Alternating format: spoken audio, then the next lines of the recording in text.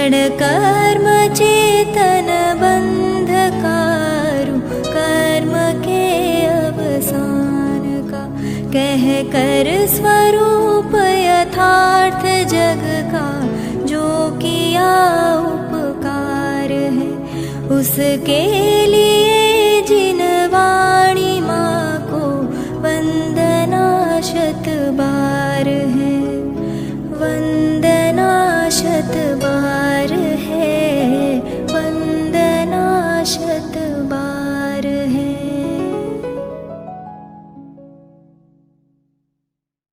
सिद्धेभ्यः वन्दितु सर्वसिद्धे, ध्रुवमचलमनोवमं गतिं पत्ते, वोच्छामि समयपाहुड निनमो सुध केवली धनिदम्। नमः समय साराय स्वानुभूत्या चकासते, चित्स्वभावाय भावाय सर्वभावान्तरच्छुते।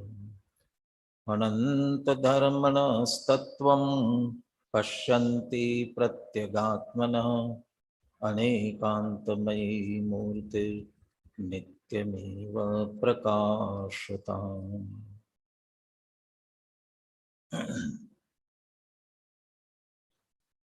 आचार्य कुंद कुंद देव विरचित समय सार परमागम, आचार्य अमृतचंद्र कृत इसकी आत्मख्याति टीका।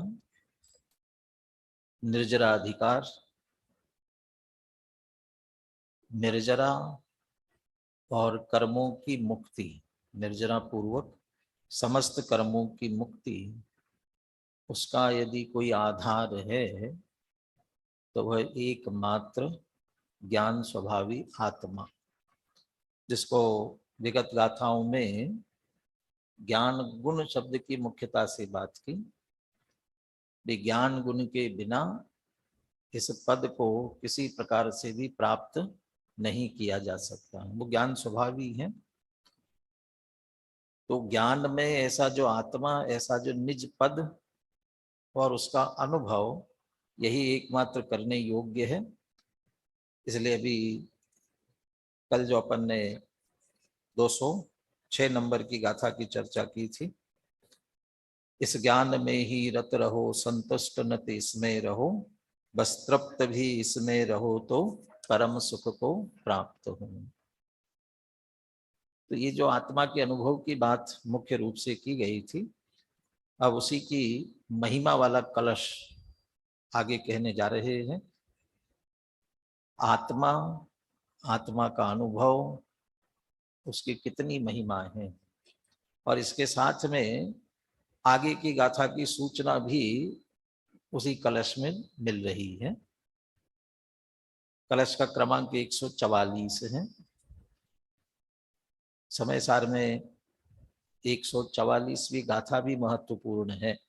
कर्ता कर्म अधिकार में 144वीं गाथा जो पक्षातिक्रांत की कहलाती है, पक्षातीत समय सार ही पक्षातिक्रांत है, उसकी चर्चा करने वाली।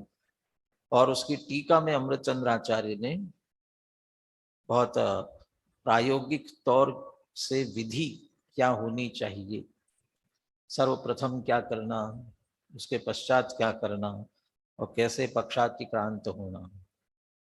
प्रथम तो श्रुत ज्ञान के अवलंबन से ज्ञान स्वभावी आत्मा का निश्चय करके, फिर प्रकट प्रसिद्धि के लिए 5 इंद्रिय और मन के निमित्त से बाहर जाने वाला मति ज्ञान, उसे स्वसन्मुख करना, फिर विकल्पों में उलझा हुआ श्रुत ज्ञान, उसे स्वसन्मुख करना, फिर निर्विकल्प अतीन्द्रिय ऐसे अपने आत्मा का पक्ष से अतिक्रांत होकर के अनुभव करना। ये जो विधि वो 144 गाथा थी।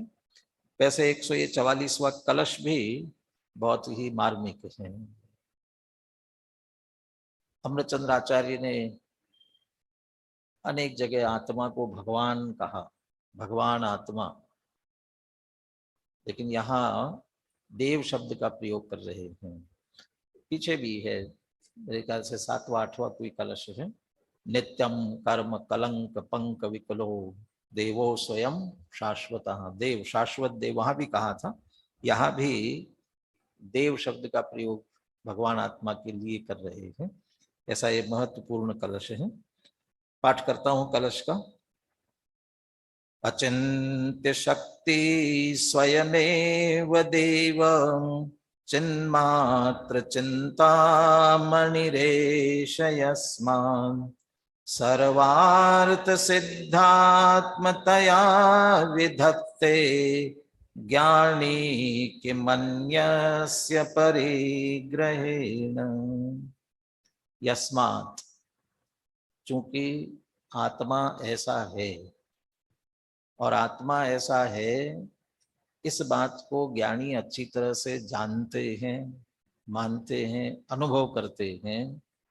इसलिए अंतिम पंक्ति है ज्ञानी के मन्यस्य परिग्रहेण।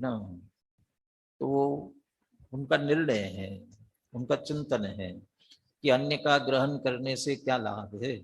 अन्यस्य परिग्रहेण किम, जगत जैसे परिग्रह मानता है, उन बाकी के उन सब की क्या आवश्यकता है, क्या लाभ है उससे। क्यों? क्योंकि स्वयं ही स्वयमेव, स्वयं तो स्वयं अपने लिए होती है, मैं स्वयं ही, स्वयं एव, स्वयमेव का अर्थ अपने आप नहीं, स्वयं ही, मैं स्वयं ही अचिंत्य शक्ति, अचिंत्य शक्ति, शक्ति से संपूर्ण, और वह भी शक्तियां कैसी है, अचिंत्य है। अचिंत्य का अर्थ चिंतन से परे, वचनों से परे, वचनों से परे वचनातीत, शब्दातीत, और जो जिसका विचार चिंतन में ना आ सके।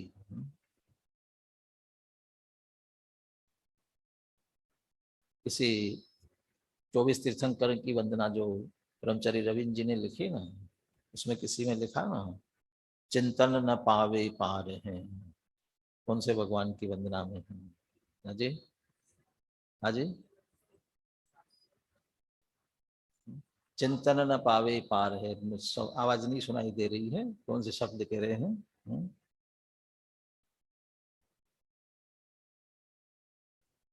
तो चलती शाश्वत चिंतन पार नहीं पावे।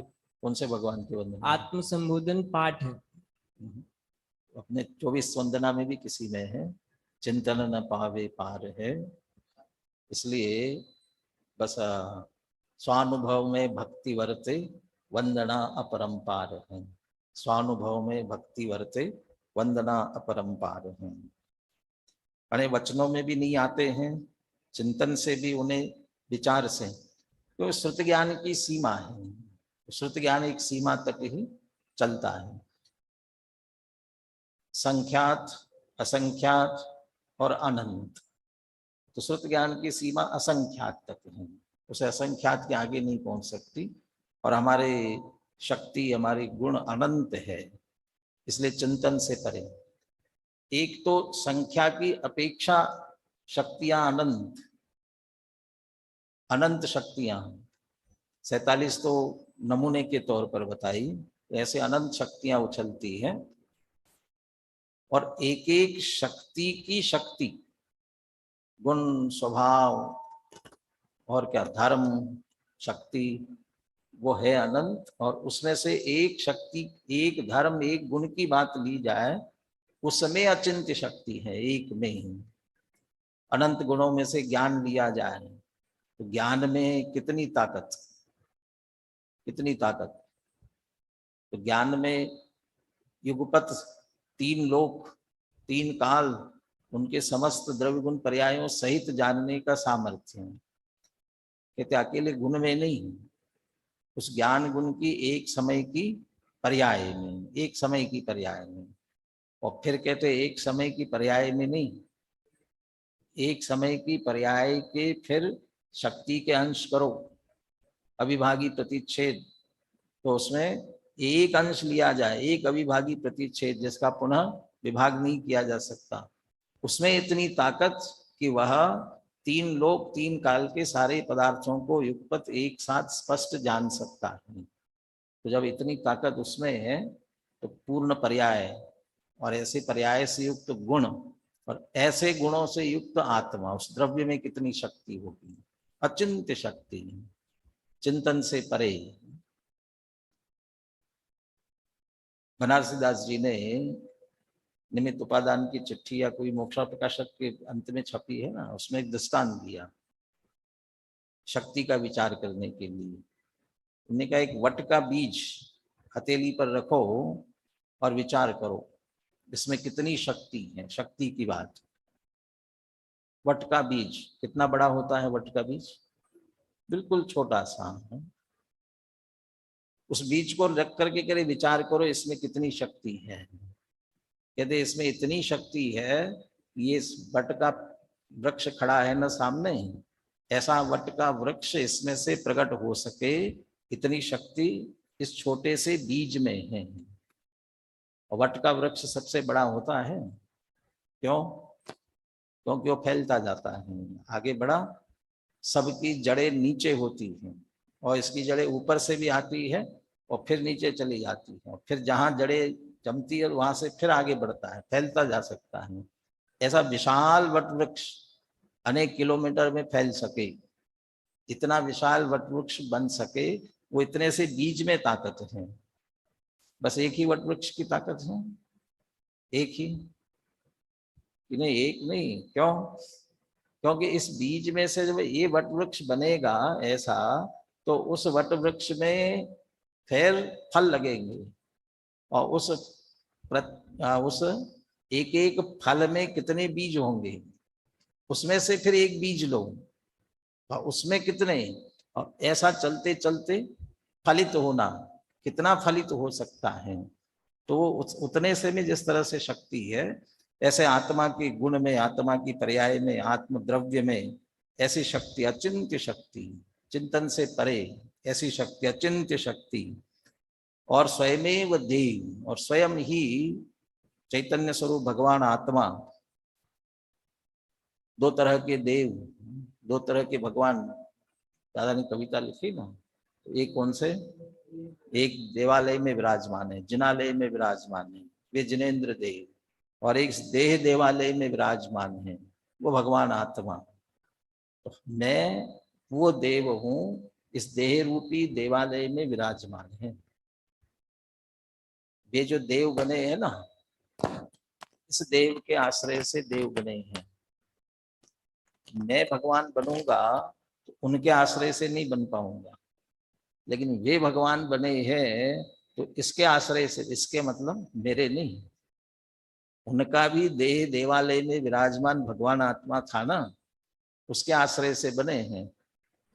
वे बने बनाए भगवान है नहीं, बने बनाए बने हुए भगवान है, और मैं बना बनाया, मुझे किसी ने बनाया नहीं, बनने की आवश्यकता नहीं। स्वयं एव देव, कारण परमात्मा, कारण परमात्मा स्वरूप, कारण समय सार, ऐसा भगवान आत्मा स्वयं एव देव। चिन्मात्र चिंतामणिरेश, ऐसा चिन्मात्र चिंतामणि। और कैसा है ये? चैतन्य चिंतामणि है। चिंतामणि किसको कहते हैं? जाचे सुरतरु देय सुख चिंतत चिंता रैन। ये कल्प वृक्ष तो मांगने पर देते हैं, और चिंतामणि रत्न कैसा होता है? तो चिंतत, जो विचार किया जाए, मांगने की भी जरूरत नहीं, तत्काल प्राप्त हो जाए। इसलिए चैतन्य रूप चिंतामणि भी, आत्मा भी हमारा ऐसा चिंतामणि है, मांगो मत इसे। माता तो दया करके कर्मों से छुड़ा देना, और क्या क्या है, इतनी सी विनय तुमसे, चरणों में जगह दे देना। चरण है जिनवाणी माता के, तो दया करके छुड़ा देना तो छुड़ा देंगी। ये चिंतामणि है, इसका चिंतन मात्र, इसका चिंतन करने से ही सारे कार्य पूर्ण हो जाए, इसलिए चैतन्य रूपी चिंतामणि है। ईश, यस्मात्, और चूंकि तीन विशेषता बता दी, अचिंत्य शक्ति इसमें भरी हुई है, स्वयं ही भगवान है, और चैतन्य रूप चिंतामणि है। तो जब ऐसा है तो फिर क्या बाकी रहेगा? सर्वार्थ सिद्धात्मतया विधत्ते, सारे ही अर्थ जिससे सिद्ध हो सकते हैं। दो तरह से अर्थ कर सकते हैं। एक तो जब ऐसा मैं हूं तो सारे प्रयोजन सिद्ध हो गए, सब मिल गया, अब क्या करने की आवश्यकता है।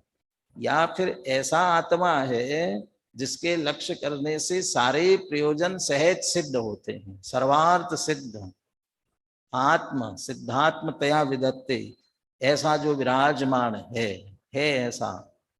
जब, और एश किसी दूसरे की बात नहीं कर रहे हैं, हर एक के लिए अपना अपना भगवान आत्मा ऐसा है। और ये ज्ञानी जन जानते हैं तो किम अन्यस्य परिग्रहे ना, फिर ज्ञानियों के लिए फिर ऐसा भगवान आत्मा उनके पास में दृष्टि में आ गया है, तो फिर दूसरे अन्य किसी के परिग्रह की क्या जरूरत है, किसी अन्य को ग्रहण करने की क्या आवश्यकता है। दुनिया में जिसे परिग्रह समझा जाता है, कहा जाता है, उनकी कहाँ किसी की जरूरत है। जो कुछ चाहिए वो यहाँ है, तो बाकी किसी के अन्य की रंच मात्र भी आवश्यकता नहीं है। ये महिमावाचक भी है। और किम अन्य से परिग्रह, अन्य किसी की परिग्रह ग्रहण करने की आवश्यकता नहीं है।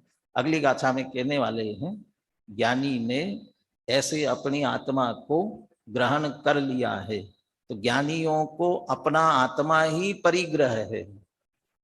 ज्ञानियों के लिए अपना आत्मा ही परिग्रह है, तो फिर दूसरे परिग्रह की कहाँ जरूरत है। ये अगली गाथा में कहने वाले, उसका संकेत भी इस कलश में किया। कलश का अर्थ पढ़ता हूं मैं, श्लोकार्थ पढ़ता हूं। यह ज्ञानी आत्मा स्वयं ही चिन्मात्र चिंतामणि है और अचिंत्य शक्ति वाला देव है। इस कारण इसके सर्व प्रयोजन स्वयं ही सिद्ध है। इसलिए अब इसे अन्य किसी पदार्थ के परिग्रह से क्या प्रयोजन है, और किसी का संग्रह करने की क्या आवश्यकता है, और किसी की आवश्यकता नहीं है। अभी हम 7 और 8 और 9 तीन गाथाएं भी लेने वाले, जो इसी विषय से संबंधित इन 3 गाथाओं की भी चर्चा करेंगे। अभी अपन कलश और पद्यानुवाद सुनील जी से सुनते हैं। बोलिए।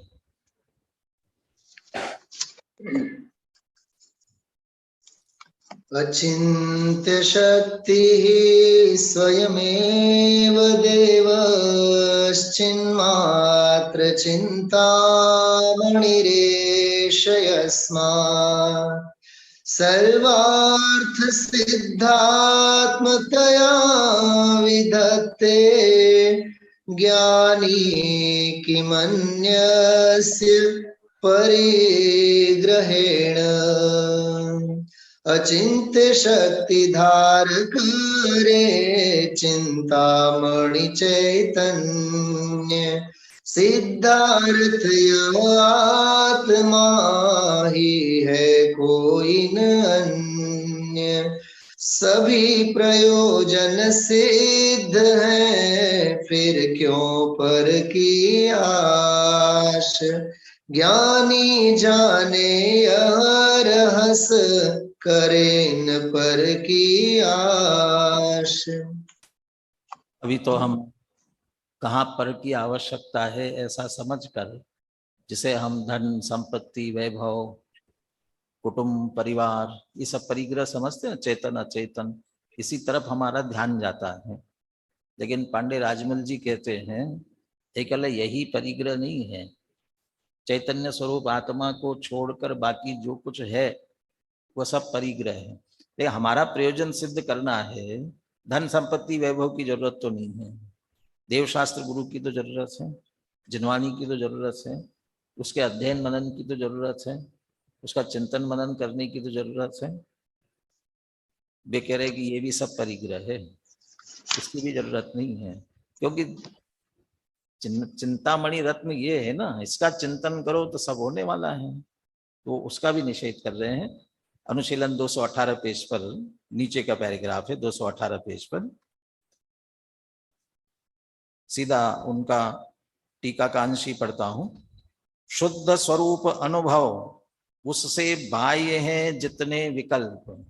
और वो जो अचिंत्य शक्ति कह रहे ना, वो शुद्ध स्वरूप का अनुभव उसमें शामिल है, आत्मा और आत्मा का अनुभव। महाराजदास जी तो उसी अनुभव की महिमा करने वाले हैं। शुद्ध स्वरूप अनुभव उससे बाह्य है जितने विकल्प, विवरण कौन कौन से, शुभ अशुभ क्रिया रूप अथवा रागादि विकल्प रूप अथवा द्रव्यों के भेद विचार रूप।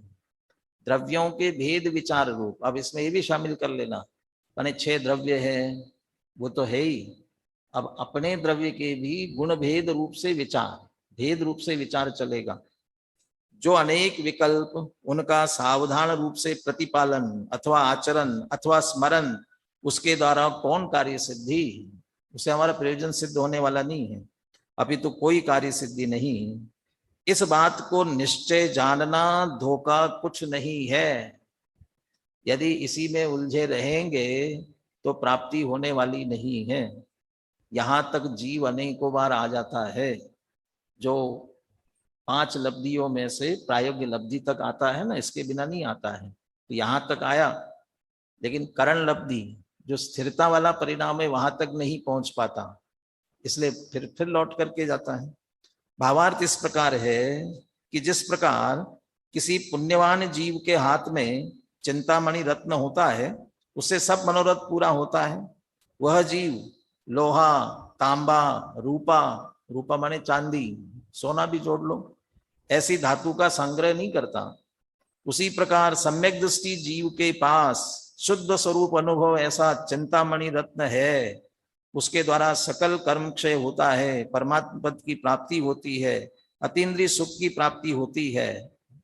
ये गाथा में कह दिया ना पीछे, वो ही तो उत्तमम सोकम, इसे निश्चित रूप से तुझे उत्तम सुख की प्राप्ति होगी। मां अन्यान प्राक्षी, इसका स्वयं अनुभव करोगे, किसी दूसरे से पूछने की जरूरत नहीं पड़ेगी। वह सम्यक दृष्टि जीव शो अशो रूप अनेक क्रिया विकल्प का संग्रह करता नहीं, कारण कि इनसे कार्य सिद्धि नहीं होती। बनारस दास जी का चंद भी अपन सुनते हैं 220 नंबर पेज पर। बोलिए सुनील जी। अनुभव चिंतामणि रतन जाके ही अपरगास, सो पुनीत शिव पद लहे दहे गतिवास। दहे चतुर्गतिवास आस धरि क्रियान मंडे, नूतन बंध निरोधि पूर्व कृत कर्म विहंडे। ताके न गनु विकार न गनु बहु भार न गनु भव, जाके हृदय माहि रतन चिंतामणि अनुभव। पहले प्रारंभ करने में तो ऐसा लगा जैसे जो प्रसिद्ध दोहा है, अनुभव चिंतामणि रतन, अनुभव है रसकू, अनुभव मार्ग मोक्ष को, अनुभव मोक्ष स्वरूप। दिन वो चर्चा नहीं है। चूंकि यहाँ भी चैतन्य चिंतामणि कहा ना, चिंतामणि रत्न, तो अनुभव चिंतामणि जाके ही ये परगास, जिसके अंदर ये प्रकट हुआ है, ऐसा सम्यक दृष्टि ज्ञानी। अभी 2 बातें चल रही थी ना, ज्ञान और वैराग्य की शक्ति है। ज्ञान की मुख्यता और वैराग्य की तरफ बढ़ रहे हैं। परिग्रह की क्या आवश्यकता है, राग के त्याग की तरफ बढ़ रहे, तो ज्ञान की पूर्णता और राग के त्याग की तरफ आगे बढ़ेंगे। तो अनुभव, आत्मा का अनुभव, ये ज्ञान जिनके पास में है, सो पुनीत शिव पद लहे दहे चतुर्गति वास। चतुर्गति, 4 गति का परिभ्रमण नाश करके वे निश्चित रूप से शिव पद, पुण्य पवित्र ऐसे शिव पद की प्राप्ति करते हैं।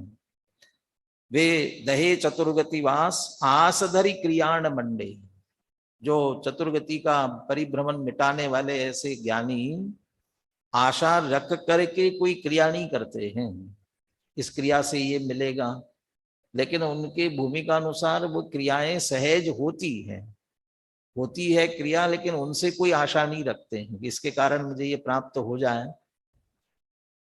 पर के प्राप्ति की बात तो है ही नहीं, लेकिन इससे क्या आत्मा के अनुभव में भी कुछ सहयोग मिलेगा, ऐसा नहीं। इससे आत्मा का अनुभव का सहयोग हो जाता है, ऐसा भी नहीं है। आप समय सार में ही दूसरी गाथा में स्वसमय पर समय की चर्चा पढ़ चुके हैं, और उस पर समय की चर्चा में पंचास्तिकाय का भी उद्धरण दिया है। और पंचास्तिकाय में सूक्ष्म पर समय की बात की। कौन सूक्ष्म पर समय है? अरहंत आदि की भक्ति से मुक्ति होती है, ऐसे शुद्ध संप्रयोग वाले ही, शुद्ध संप्रयोग से मुक्ति होती है। कैसे? अरहंत आदि की भक्ति। तो इससे मुक्ति होती। ऐसा कोई ज्ञानी भी अज्ञान लव के कारण मानता है तो उसे सूक्ष्म पर समय रत कहा। ज्ञानी भी कह रहे हैं अज्ञान लव के कारण ये माने, क्या माने, अरहंत आदि की भक्ति से मुक्ति होती। ये शुद्ध संप्रयोग, इतना भी राग शुद्ध उस पे उसके प्रति भी रह गया। तो वो इसलिए मैं भगवान की भक्ति कर रहा हूं कि मुझे मुक्ति मिले, कि मुक्ति की भी आशा नहीं है। मैं अपने स्वरूप में अभी स्थिर नहीं हो पा रहा हूं, बस इसके लिए आपकी भक्ति का भाव आ रहा है, इतनी सी बात। अशुभ वंचनार्थम, अशुभ से बचने के लिए, बाकी और कुछ चाहिए इससे कोई आवश्यकता नहीं है। इसलिए आस धरी क्रिया न मंडे, और चूंकि सहज होती है इस कारण से नूतन बंध निरोधी, नया बंध होता नहीं है, इसलिए संवर हुआ।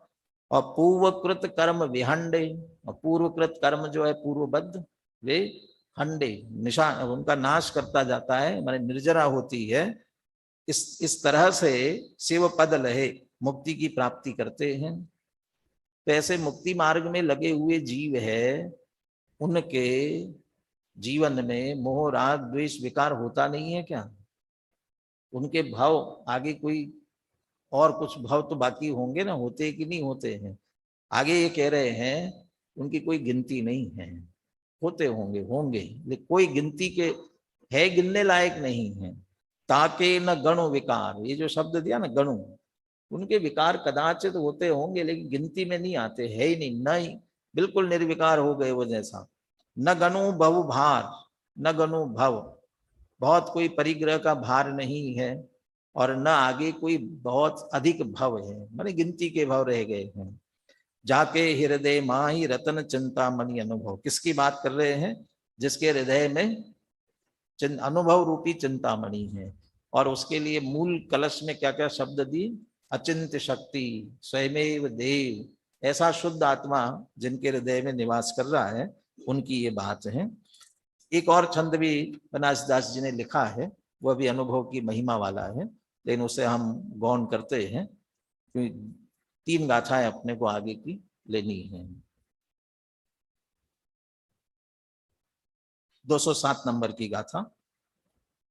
कुतो ज्ञानी परम न परिगृह्णाति इति चेत, ज्ञानी किमन्यस्य परिग्रहेण, ज्ञानी के लिए अन्य परिग्रह की कहाँ आवश्यकता है? अन्य कुछ भी ग्रहण नहीं करता। क्यों नहीं करता? ज्ञानी परम न परिगृह्णाति, कुतः, पर का ग्रहण क्यों नहीं करता? इति चेत, कोई ऐसा पूछे तो उसका उत्तर देते हैं 207 नंबर की गाथा। कोणाम भणिजबुहो परदौवं मम इमं भवदि दौवं अप्पाणमप्पणो परे गहन्तु नियदं वियाणन्तो।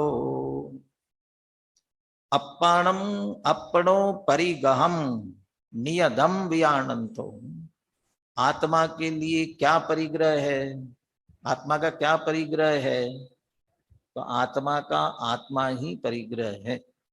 तो अपने आत्मा को ही आत्मा का जो परिग्रह जानते हो, नियदम वियाणन्तो, तो ये निश्चित रूप से जानते हो, और ये नियत है। ये परिग्रह जो है ना, बाकी का परिग्रह तो घटता बढ़ता रहता है, वो पुण्य प्रमाण है, उदय के अनुसार, उदय के अधीन है। लेकिन आत्मा जो आत्मा का परिग्रह है, नियदम, नियत है, उसमें कोई घटाबड़ी होने वाली नहीं है। वियाणंता, ऐसा जो जानने वाला है वह उसको बुहो का बुद्ध है, वह ज्ञानी। को नाम भणिज बुहो, ऐसा कौन बुद्धिमान होगा जो आत्मा को ही आत्मा का परिग्रह जानते हुए परदव्वम मम इमम हवदि दव्वम, इमम परदव्वम मम हवदि, ये जो परद्रव्य है वो मेरा है, ऐसा कौन कहेगा? कोई दुर्जन होगा तो कदाचित कहेगा। जिसको अपनी अपनी चीज मिल गई, पूछा जाए कि भाई सबको अपनी अपनी चीज मिली, कौन मना करेगा? जिसको दूसरे की चाहिए होगा वो कहेगा मुझे नहीं मिली। या बुद्धिमान की बात करें, कौन आम भणिज बुहो, कौन ऐसा बुद्धिमान होगा जो आत्मा ही आत्मा का परिग्रह अच्छी तरह से जानता है, तो फिर ये कहेगा कि ये पर द्रव्य है वो मेरा है। अभी आज जो चर्चा चलेगी वो सामान्य चलेगी, सर एक समस्त पर द्रव्य के संदर्भ में भावना भाएंगी, और फिर आगे की गाथाओं में विशेष रूप से कौन कौन सा पर द्रव्य हम चाहते हैं उन एक एक की बात करते हुए, खाना पीना पहनना ओढ़ना, वो उन सब की बात करते हुए विशेष रूप से उनसे भिन्नता की बात फिर करेंगे। गाथा पढ़ता हूं। अपने आत्मा को ही नियम से अपना परिग्रह जानता हुआ कौन सा ज्ञानी यह कहेगा कि यह परद्रव्य मेरा है। बोले गाथा और पद्यानुवाद बोले। कोणाम भणी जबुहो परदौवम मम इमं हवदिदौवम अप्पाणमप्पणो परे गहं तुणियदं वियाणन्तो आत्मा ही आत्मा का परिग्रह यह जान कर पर द्रव्य मेरा है बताओ कौन बुध ऐसा कहे। आत्मा, आत्मा के लिए आत्मा भी कोई परिग्रह होता है क्या? परिग्रह तो परद्रव्य होते हैं। अभी ये प्रश्न चित्त में हो तो रखना, गुरुदेव के उद्धरण में बहुत अच्छा उत्तर दिया है, वहां उसे पढ़ेंगे। पहले अपन टीका पढ़ते हैं। यतो ही ज्ञानी यो ही यस्य स्वभावः स तस्य स्वः स तस्य स्वामी इति खरतर तत्वदृष्ट्य अवष्टंभात आत्मानम आत्मना परिग्रहम तो नियमेन विजानाति। ज्ञानी कैसा है? ज्ञानी बात को यहां जोड़ो पहले। यतो ही ज्ञानी, चूंकि ज्ञानी, नीचे की पंक्ति में जोड़िए, आत्मानम आत्मनः परिग्रहम तो नियमेन विजानाति। ज्ञानी कैसा है? आत्मा को आत्मा का परिग्रह नियम से जानता है। नियम से आत्मा ही आत्मा का परिग्रह ये जानता है। क्यों जानता है ऐसा? क्यों जानता है? क्योंकि वो ये बात जानता है। कौन सी? यस्य स्वभावः, यह यस्य स्वभावः, जो जिसका निज भाव है, अपना स्वयं का भाव है। तो स्वयं का भाव, स्वयं के भाव में अचिंत्य शक्ति कहा था ना, तो उसमें अनंत गुण, अनंत धर्म, अनंत शक्तियां, अनंत स्वभाव, वो सब शामिल हो गए। और उसके साथ साथ में जो लक्ष्य से, अपने लक्ष्य से प्रकट होने वाली निर्मल पर्याय, वो भी स्वभाव है, निज भाव है, इसलिए वह स्वभाव। तो जो जिसका स्वभाव है, सह तस्य स्वः, वह उसका स्व है। दूसरा जो स्व शब्द है ना, वह संपत्ति के लिए आया है, वह उसकी संपत्ति है। जो जिसके, अरे ये सामान्य तथ्य की बात करें, वे आत्मा की बात नहीं कर रहे हैं, ये बात सब द्रव्यों के लिए कह रहे हैं। जो भी जिसके भाव है वह उसकी अपनी निजी संपत्ति है, तस्य स्वः। और जब वह स्व उसकी संपत्ति है, तो संपत्ति का स्वामी कौन? सह तस्य स्वामी। और वह द्रव्य जिसके वो भाव है ना, जिसके वे भाव है, जिस द्रव्य के, वह द्रव्य ही उसका स्वामी है। अरे उस द्रव्य के अपने भाव, गुण, शक्ति, धर्म, स्वभाव और निर्मल पर्याय, ये सब उसकी अपनी संपत्ति है, और वह द्रव्य ही उसका स्वामी है। ये बात खर तर तत्व दृष्टि अवस्तंभात, ये कैसे जाना ज्ञानी ने? तत्व दृष्टि से, तात्विक दृष्टि। तात्विक दृष्टि का मतलब, तत्व किसे कहते हैं? तस्य भावः तत्वम, जिसका जो भाव है वो यथावत जानना, जिसका जैसा भाव है। अन्यूनम अनतिरिक्तम यथा तथ्यम विनाच विपरीतात्, जिसका जैसा भाव है बिल्कुल वैसा, ये जानने वाली वो तत्व दृष्टि। और उस तत्व दृष्टि से और क्या विशेषण लगा दिया? खर तर, अनेक जगह पर आती निस्तुष, अनेक थोड़ा सा भी, पर का अंश भी अपने में नहीं मिलाना, अपना अंश भी पर में नहीं मिलाना, बिल्कुल अच्छी तरह जिसका जो भाव है रागादि विकारी परिणाम चूंकि पुद्गल के लक्ष्य से होते हैं, पुद्गल के उदय से होते हैं, इसलिए हमारा उससे कोई संबंध नहीं है, बिल्कुल हमारा नहीं है।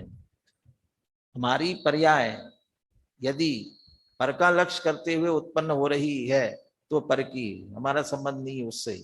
ये तत्व दृष्टि से, खरतर तत्व दृष्टि, उसके अवलंबन से, अवस्तंभात, उसके आश्रय से जो ज्ञानी ये निर्णय करता है, आत्मानम आत्मनः परिग्रहम, आत्मा का परिग्रह तो आत्मा ही है, नियमेन विजानाति, ये ज्ञानी नियम से जानता है। तथा इसलिए न मम इदम स्वम न हम अस्य स्वामी इति परद्रव्यम न परिगृह्णाति, इसने अपने स्वभाव को अच्छी तरह सारे द्रव्यों के संदर्भ में नियम है, अपना भाव समझ लिया, पर का भाव भी समझा, दूसरे के भाव, जो जिसके भाव है उसका वो स्वामी है, ये भी अच्छी तरह जाना है। इसलिए मम इदम स्वम, वह पर द्रव्यम, पर द्रव्य के संदर्भ में ये मेरी स्व माने संपत्ति है, न निषेध कर रहे हैं। इसलिए पर द्रव्यों के संदर्भ में ये मेरा स्व नहीं है, न मम इदम स्वम, चूंकि इदम कहा ना पर द्रव्यम, इसलिए इदम स्वम, ये मेरा स्व नहीं, ये मेरी संपत्ति नहीं है। न अहम अस्य स्वामी, और न इसका मैं स्वामी हूं। इति पर द्रव्यम न परिगृह्णाति, ऐसा पर द्रव्य का ग्रहण नहीं करता। वो इकट्ठा करना, वो वाले ग्रहण की बात नहीं है, वो तो वैसा ही आत्मा कर ही नहीं सकता है, त्यागोपादान शून्यत्व शक्ति वाला है, इसलिए वैसे ही ग्रहण नहीं होता है। तो फिर कहाँ ग्रहण किया था? ये मेरा है ऐसा जाना था, माना था, ये मान्यता में ग्रहण किया था, जानने में ग्रहण किया था। तो ज्ञानी ने निर्णय कर लिया, ज्ञान में निर्णय किया, वही वह ग्रहण नहीं करता। तो ज्ञान ही प्रत्याख्यान है, इस बात को आप यहाँ याद कर सकते हो। देखिए, आत्मा ही आत्मा का परिग्रह कहा ना, तो आत्मा ही आत्मा का परिग्रह हो सकता है। अनुशीलन में आइए 223 पेज पर।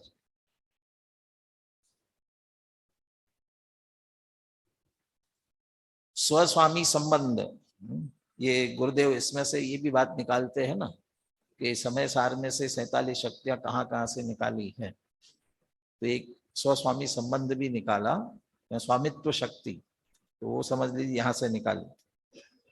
इस संदर्भ में स्वामी जी का स्पष्टीकरण इस प्रकार है, क्या आत्मा को आत्मा का परिग्रह होता है? हाँ, परिग्रह संस्कृत में से अर्थ निकालो, वो अर्थ निकाल करके बताया है। क्योंकि ज्ञानी ने आत्मा को ग्रहण किया है ना, परि अर्थात चारों ओर से, परि समन्तात चारों ओर से, तथा ग्रह अर्थात ग्रहण करना। इस प्रकार ज्ञानी ने एक अपने निज आत्मा को ही सब ओर से ग्रहण कर रखा है। इस अपेक्षा यह कहा गया कि आत्मा के तो एकमात्र अपने आत्मा का ही परिग्रह है। सब ओर से ग्रहण करना, इसमें दो विवक्षा लेना, स्वद्रव्य, स्व क्षेत्र, स्व काल, स्व भाव, ये सब कुछ मेरा मेरे में ही है, अन्य का कोई प्रवेश नहीं है। और दूसरा, ऐसा ही मैं हूं ये जाना, ये ज्ञान में ग्रहण, ऐसा ही माना, इस श्रद्धा में ग्रहण, ऐसा ही जानकर मानकर उसी में स्थिरता की, ये चारित्र में ग्रहण, उसी में लीनता की, ये सर्व ओर से ग्रहण किया। फिर ज्ञानी का सारा पुरुषार्थ कहाँ लगेगा, वीर्य कहाँ लगेगा, सब इसी में लगेगा, इसलिए ये सर्व ओर से ग्रहण किया। यह तो एक नया परिग्रह ही सुना, हम तो अब तक पैसा आदि को परिग्रह मानते थे, आपकी मान्यता को बलिहारी है, गुरुदेव कह रहे हैं। अरे भाई, यह नया तो नहीं है, अनादिकाल से आत्मा को तो वस्तुतः एक आत्मा का ही परिग्रह है। भाई, पैसा, हीरा, मोती, माणिक आदि तो सब धूल पुद्गल का परिग्रह है, पर है, वो आत्मा का परिग्रह कैसे हो सकता है? क्योंकि वास्तव में तो आत्मा उसे ग्रहण ही नहीं कर सकता, उसने तो उसे भ्रम से भूलकर अपना मान रखा है। ये तो झूठी मान्यता में ग्रहण किया हुआ है, वास्तव में तो ग्रहण होता ही नहीं है। लोक में कहते हैं ना, मेरा सो जावे नहीं और जावे सो मेरा नहीं। तो धन संपत्ति वैभव जिन जिन की बात कर रहे हैं, तो वो जाने वाले हैं कि नहीं, कहाँ रहने वाले हैं? मैं एकाकी एकत्व लिए सब ही आते, तन धन को साथी समझा था पर ये भी छोड़ चले जाते। मेरे न हुए ये मैं इनसे, अति भिन्न अखंड निराला हूँ। निज में पर से अन्यत्व लिए, निज समरस पीने वाला हूँ। मैं तो ज्ञानानंद स्वभावी हूँ। इस प्रकार जिसको अंतर में आत्मा की पकड़ हो गई है, उसे अपना आत्मा ही परिग्रह है। देखो, भरत चक्रवर्ती के 6 खंड का राज्य था, 32 लाख विमानों का स्वामी, स्वर्ग का इंद्र जिसका मित्र था। वो 32,000 मुकुटबद्ध राजा अधीन से, वो तो ठीक है, लेकिन इंद्र की बात भी कर रहे हैं। तथापि उसके अंतर में यह पक्का निर्णय था कि ज्ञानानंद स्वभावी मेरा आत्मा ही मात्र मेरा परिग्रह है। यह चक्रवर्ती पद, 6 खंड का राज, ये मित्र, ये रानियां तथा इनके प्रति हुआ राग, ये मेरी वस्तु नहीं है। मैं इनका स्वामी नहीं हूं। बाकी पढ़ लेना, आगे की 2 गाथाएं भी अपने को पूरी करनी है। ज्ञानी को ये निर्णय है, इसलिए ज्ञानी अतः अहमपि न तत्परिगृह्णामि, ये तो ज्ञानी की तरफ से भी कह रहे हैं और हम अपने आप के लिए भी कह रहे हैं, हर एक को, स्वाध्यायी को भी। जब ज्ञानी उनको ग्रहण नहीं करता, वो परिग्रह नहीं ये जानता है, इसलिए वो ग्रहण नहीं करता है। तो हमें भी ज्ञानी बनना है, तो हम भी नहीं ग्रहण करते हैं। अतः अहमपि न तत्परिगृह्णामि। या ज्ञानी निर्णय कर रहा है तो तर्क से, युक्ति से, खरतर तत्व दृष्टया, खरतर तत्व दृष्टि से, तो वहां तर्क युक्ति से वो ये निर्णय करता है कि मैं ग्रहण नहीं करता हूं। और चूंकि मेरा परिग्रह ही नहीं है, इसलिए 2 गाथाएं हैं, 208 और 209। तो 209 के लिए कहा, चूंकि ये निर्णय मुझे अच्छी तरह से है, इसलिए अयम च में निश्चय, इसलिए मेरा निश्चय है। क्या निश्चय है? कुछ भी हो जाए परिग्रह का, वो मेरा नहीं है, ये मेरा अच्छी तरह से निर्णय है। दोनों गाथाओं का पाठ करता हूं। मज्जम परिगहो जदि तदो अहम अजीवदन्तु गच्छेज, नादेव अहम जम्मा तम्माण परिगहो मज्ज, छिज्जदुवा भिज्जदुवा निज्जदुवा अहव जादुवे पलयम, जम्मा तम्मा गच्छदु तह विगुण परिग्रहो मज्ज। क्यों नहीं है मेरा परिग्रह? अन्य पदार्थ जिनको परिग्रह दुनिया मानती है, पर द्रव्य, वो क्यों नहीं है मेरा? मज्जम परिग्रहो जदि, जदि परिग्रहो मज्जम, यदि जो अन्य परिग्रह है वो मेरा होगा, तो इसका अर्थ है वह संपत्ति मेरी होगी, मैं उसका स्वामी होऊंगा। यदि मैं उसका स्वामी होऊंगा, तदो अहम अजीव दम तु गच्छेज, तो फिर मैं अजीव पने को प्राप्त हो जाऊंगा। जो सब अजीव है नहीं, लेकिन अभी आपने निर्मल पर्याय के अलावा विकारी पर्यायों को भी कहा था, तो विकारी पर्याय तो जीव की होती है, तो उनको भी शामिल किया था परिग्रह में, अन्य में, तो वो अजीव पने को।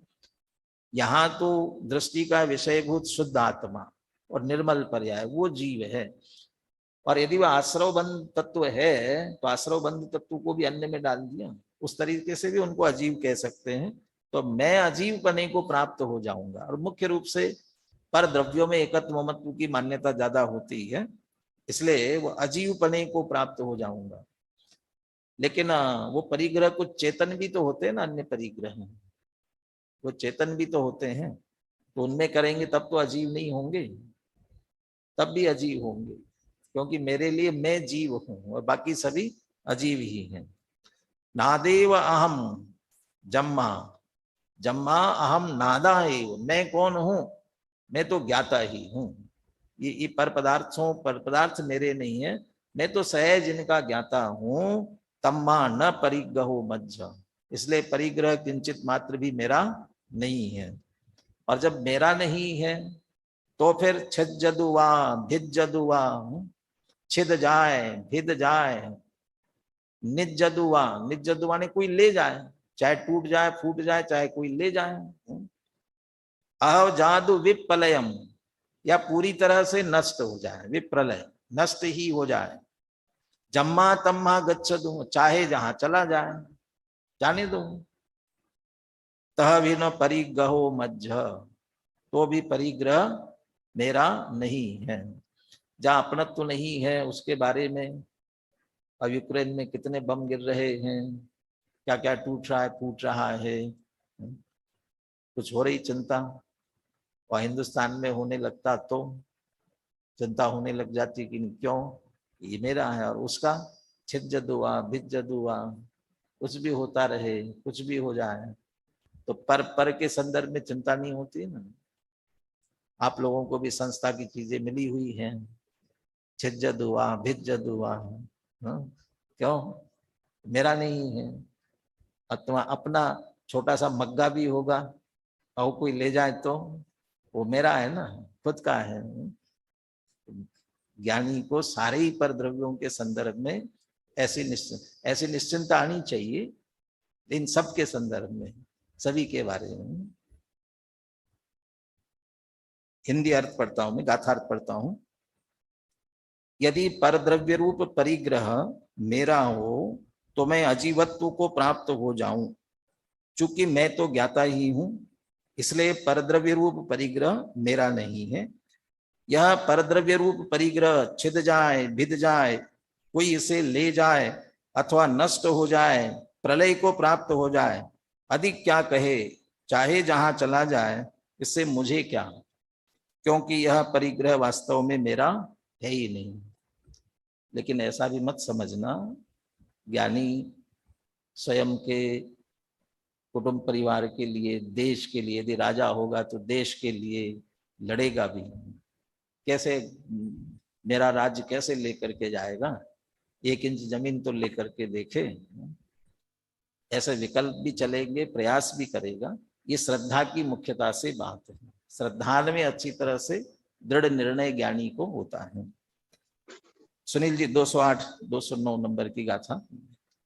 मज्जं परिग्रहो यदि तदो अहम जीवदन्तु गच्छेज णादेव हम जम्मा तम्माण परिग्रहो मज्झ छिज्जदुआ भिज्जदुआ निज्जदुआ अहम जादुवे पलयम जम्मातमागच्छदो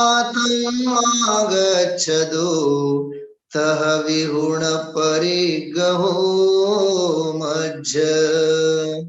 यदि परिग्रह मेरा बने तो मैं अजीव बनूं अरे, पर मैं तो ज्ञायक भाव हूँ, इसलिए पर मेरे नहीं।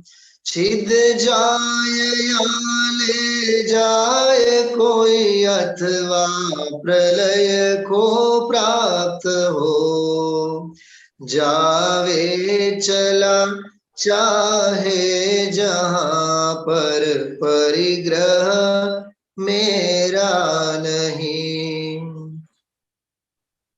टीका में कोई नई बात नहीं है, इसी की संस्कृत व्याख्या है। यदि परद्रव्यम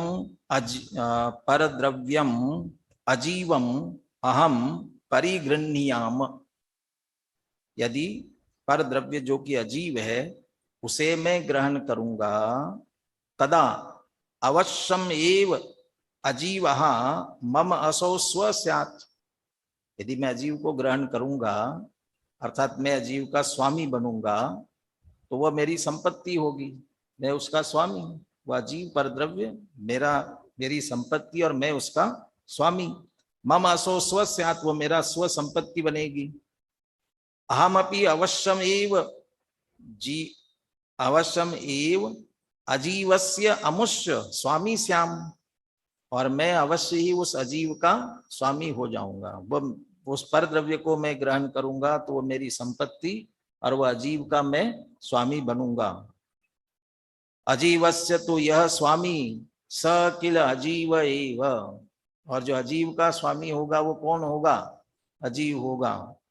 जैसे गुरुदेव ये कहते थे ना, भैंस का पति बनना हो, ये भैंस, इस भैंस का मैं स्वामी हूँ। मालिक भी हो ना, वो भी स्वामी, और पति, मालिक स्वामी, उसको भी पति कहते ना।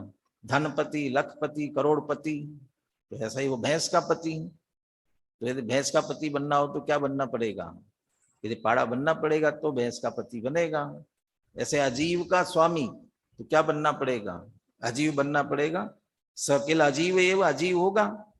एवं अवशेनापि मम अजीवत्वम आपद्येत, मैं नहीं चाहूं तो भी अवश्य मेरे वश में नहीं रहेगा। फिर तुम उसके स्वामी मान लिया तो तुम्हारे नहीं चाहते हुए भी तुम्हें अजीवपने की आपत्ति आएगी। अजीवत्वम आपद्येत। मम तो एको ज्ञायकः एव भावः यह स्व, लेकिन वास्तव में मेरा तो एक ज्ञायक भाव ही है और वही मेरी संपत्ति है, जो कभी मुझे छोड़कर जाने वाली नहीं है। मैंने आज तक उसे छोड़ रखा है, लेकिन उसने मुझे नहीं छोड़ा। मैंने कहा छोड़ रखा है, मैं कहा स्वीकार कर रहा हूं उसे, अपना कहा मान रहा हूं, लेकिन फिर भी वो मेरा भाव है, वो मेरा। मम तो एको ज्ञायका एव भावा यह स्व, जो कि मेरी संपत्ति है। अस्य एव अहम स्वामी, और मैं इसका ही स्वामी हूं। ततो मां भूत मम अजीवत्वम, इसलिए मेरा अजीवपना तो होने वाला नहीं होवे, अर्थात मेरा अजीवपना नहीं है। ज्ञाता एव अहम भविष्यामि, मैं ज्ञाता ही होऊंगा। न पर द्रव्यम परिगृह्णामि, पर द्रव्य को मैं ग्रहण नहीं करूं। मैं ज्ञाता हूं और ज्ञाता ही रहूंगा। स्वभाव से ज्ञाता हूं और निर्णय में, श्रद्धा में भी उसे ज्ञाता ही मानूंगा। वो विज्ञान घन स्वभाव के संदर्भ में आए ना, 73वीं गाथा, 72, 73, 74। जैसे जैसे विज्ञान घन स्वभाव होता जाता है, वैसे वैसे आश्रमों से निवृत्त होता है। विज्ञान घन स्वभावी है कि विज्ञान घन स्वभावी होता जाता है? कैसा है? स्वभाव से है, और वैसा ही स्वीकार करते करते पर्याय में भी होता जाता है। तो मैं ज्ञाता हूं और ज्ञाता ही होऊंगा। अयम च में निश्चय, इसलिए मेरा ये निश्चय है। छिद्यताम वा भिद्यताम वा नीयताम वा विप्रलयम यातु वा, छिद जाए, भिद जाए, नियता माने कोई ले जाए या नाश को प्राप्त हो जाए। यतस्ततो गच्छतु वा, चाहे इधर उधर कहीं भी चला जाए। तथापि न पर द्रव्यम गृह्णामि, पर द्रव्य मेरा है नहीं, मैं उसे ग्रहण ही नहीं करता हूं। यतो न पर द्रव्यम मम स्वम, चूंकि पर द्रव्य मेरी संपत्ति नहीं है, स्व नहीं है।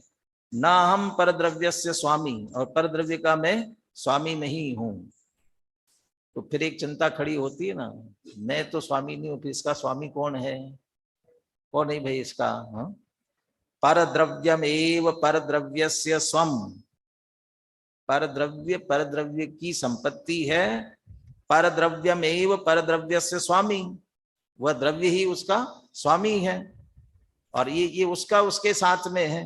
अहमेव मम स्वम, अहमेव मम स्वामी, ये कॉमा आगे आना चाहिए था। अहमेव मम स्वम, अहमेव मम स्वामी, मैं ही मेरी संपत्ति हूं और मैं ही मेरा स्वामी हूं, दूसरे का कोई इसमें लेना देना नहीं है। इति जानामि, ये मैं जानता हूं। इसलिए पर के प्रति, ज्ञानी ये अच्छी तरह से जानते हैं, इसलिए पर के प्रति उन्हें राग उत्पन्न नहीं होता। विराग का परिणाम राग द्वेष का अभाव होता है, और इसलिए उन्हें निरंतर निर्जरा होती रहती है। इस निर्जरा अधिकार के संदर्भ में ये चर्चा चल रही है।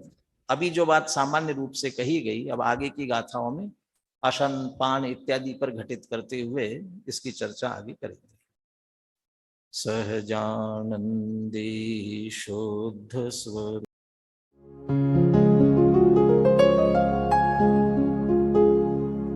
निज निधि निज में बताए, यह अनंत उपकार है उसके लिए जिन वाणी माँ को वंदना शत बार है। वंदना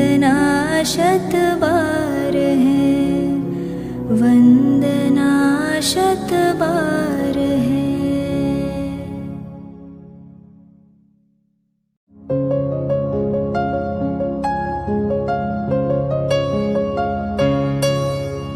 हे जिनवाणी भारती तो ही जपो दिन रैन, जो तेरी शरणा गहे सो पावे सुख चैन। जावाणी के ज्ञान ते सूझे लोकालोक, सोवाणी मस्तक नवो सदा देत हो ढोक।